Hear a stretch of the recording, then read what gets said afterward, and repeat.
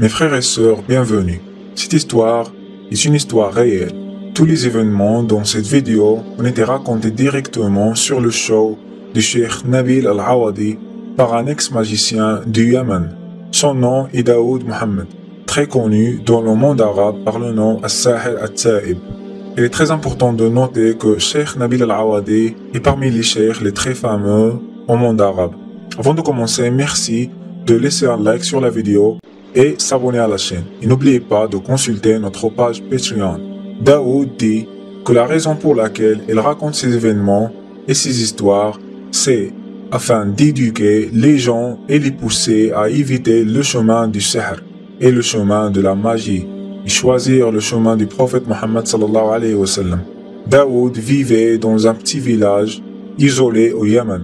Son grand-père et son père étaient des sorciers, des magiciens, donc normalement il comprend implicitement qu'il va hériter la place de son père.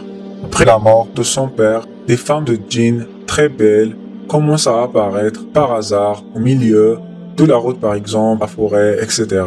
Daoud va commencer à avoir des relations avec ces êtres. Wal'iyadu billah.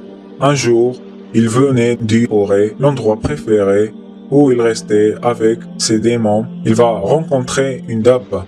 En arabe, dabba, c'est l'équivalent d'un âne, par exemple. Et il va décider d'utiliser cette dabba pour quitter la place. La dabba va marcher une distance courte et puis il va s'arrêter et refusa de bouger. Il va la frapper avec son bâton. La première fois, il va refuser de bouger.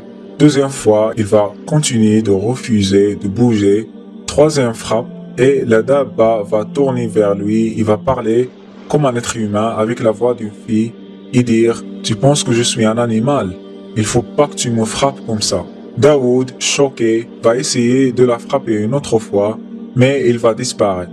Daoud va tomber et il va perdre sa conscience. Pendant une durée de 3 ans, il a resté dans un état similaire à un coma. Pendant ces 3 années, il va devenir conscient plusieurs fois. Remarquez qu'il était en chaîne et retourné à son coma. Il était enchaîné par sa mère, car sa mère l'a mis en chaîne à l'aide de ses cousins parce qu'il ne voulait pas que son fils devienne un magicien comme son père. Il savait qu'il était en contact avec les djinns et qu'il allait souvent à la forêt afin de les rencontrer. Il disait que dans cette période, il mangeait seulement des déchets et des choses incompréhensibles.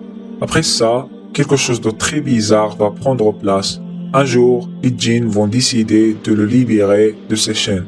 Et il va évader sa chambre à partir d'une ouverture très petite.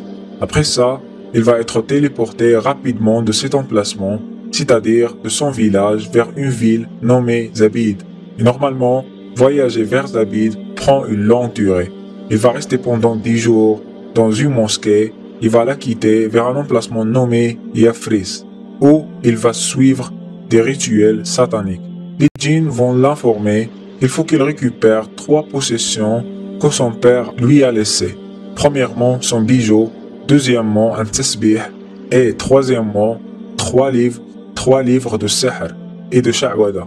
Les djinns vont l'informer que ces 3 possessions sont cachées par sa mère. Donc après ça, Daoud va retourner à la maison et va rencontrer sa mère. Il va demander à elle de lui donner les possessions de son père. La mère, qui connaît parfaitement où son fils était, parce qu'il a déjà vécu les mêmes étapes avec son père, la mère va dire non, j'ai aucune information sur les possessions de ton père. Daoud va décider de récupérer lui-même ses possessions en utilisant les djinns et après ça, il va commencer à étudier le sihr et la magie. Il avait 3 livres qui sont très connus dans le monde arabe. On va éviter de citer les noms parce que toujours il y a des gens qui sont très curieux, qui ont tendance de chercher, même si le sihr est complètement haram. Alors, Daoud va étudier ces livres de magie qui contiennent des nombres et des phrases bizarres en arabe. Ça s'appelle Tala'asim en arabe. Et c'est les moyens avec lesquels ces magiciens communiquent avec les djinns. Il dit que à partir de ce moment-là, quand il rencontre quelqu'un, très rapidement, il connaît toutes les informations sur la personne. Ses possessions par exemple, tous les détails sur sa vie, etc. À l'aide des djinns bien sûr, Et ça, c'est juste un petit exemple de ces, entre guillemets, pouvoirs. Donc, comme la plupart des magiciens dans le monde arabe, ils passent toujours par une étape de solitude où il faut rester dans un endroit isolé et faire des actes de shirk qui sont haram dans l'islam pour prouver à ces djinns qu'il n'est pas croyant. Il va rester dans cet emplacement de solitude pendant 40 jours. Il restait dans une grotte et il était interdit de prendre une douche ou se laver pendant ces 40 jours.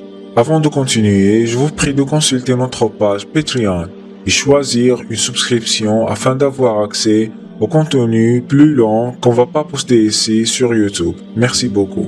Donc, selon Daoud, après cette période, Iblis lui-même va apparaître devant lui. Daoud va lui demander un souhait. Il voulait un groupe de djinns à contrôler. Daoud va continuer sa solitude jusqu'à ce que Iblis lui accorde son souhait. Daoud continue à raconter son histoire et dit qu'il était interdit à lui de prier et de lire le Coran. Ici, il était obligé de prier avec des amis qui ne connaissent pas qu'il est un magicien. Il faut le faire sans wudu.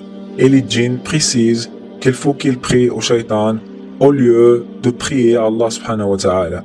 Ya'oud billahi minash shaitanir rajim. Il va retourner à la petite mosquée dont on a parlé au début. À l'intérieur, il va rencontrer un homme. La rencontre commence, le magicien va signer un pacte avec le démon. Et à partir de ce jour, Daoud va devenir un vrai magicien. Daoud va pratiquer la magie pendant une longue durée. Un jour, Daoud va suivre son travail quotidien de magie, etc. Il remarquait qu'il était très fatigué. Il va demander à un homme la permission de faire une petite sieste dans sa chambre. Donc, dans une chambre vide dans la maison d'un homme. Il va dormir et commence à avoir un rêve. Dans ce rêve, Daoud est mort. Il voit son funérail et son qabr, son tombeau. Les gens ne disaient pas de bonnes choses à propos de lui. Il était enterré à ce moment-là. Daoud n'a pas pu distinguer entre le rêve et la réalité. Quelques moments après, deux créatures vont apparaître. Les créatures vont le pousser à prier et à faire le wudu. Mais l'eau située dans une sorte de casserole était très chaude. Daoud va essayer de l'échapper, mais une main géante de cuivre va apparaître. Il va le soulever très haut et le jeter à l'intérieur de l'eau. Tout ça semblait réel pour Daoud, qui va commencer à crier et finira par se réveiller. Il essayera de se calmer et puis il retourne à son sommeil. Cette fois, il voit un autre rêve. Il voit son père faire le wudu depuis le même qidr, une sorte de casserole. L'eau est très chaude, sa peau se brûle, mais il continue son wudu quand même. Il tourne chez son fils et dit « Mon fils, il faut que tu quittes cette voie. C'est une voie catastrophique. Quand tu es ici, c'est-à-dire après la mort, ces djinns et ces démons ne peuvent rien faire. Ils ne peuvent pas t'aider.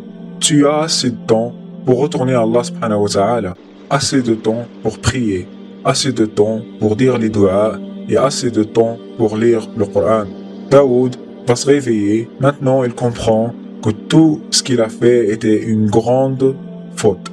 Il commence à prier, mais les djinns voulaient toujours l'arrêter.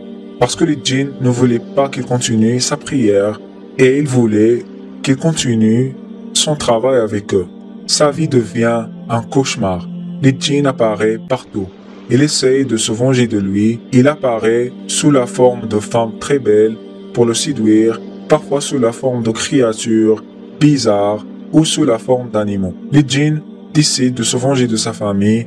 Sa famille était détruite par les djinns et maintenant Daoud a rien à perdre. Il continue d'opposer les djinns et devient un cheikh. Allah subhanahu wa ta'ala a voulu que Daoud choisisse la voie de la tawba. Le prix était très cher, mais Daoud a choisi la akhira. Daoud dit que la raison pour laquelle il a dévoilé ces événements et ces histoires est afin d'éduquer les gens et les pousser à éviter le chemin de la magie et du sihr. Mes amis, laissez-nous des commentaires à propos du sujet.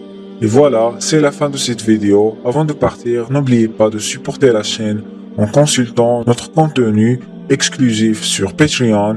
Et n'oubliez pas de s'abonner à la chaîne et de laisser un like. Assalamu alaikum.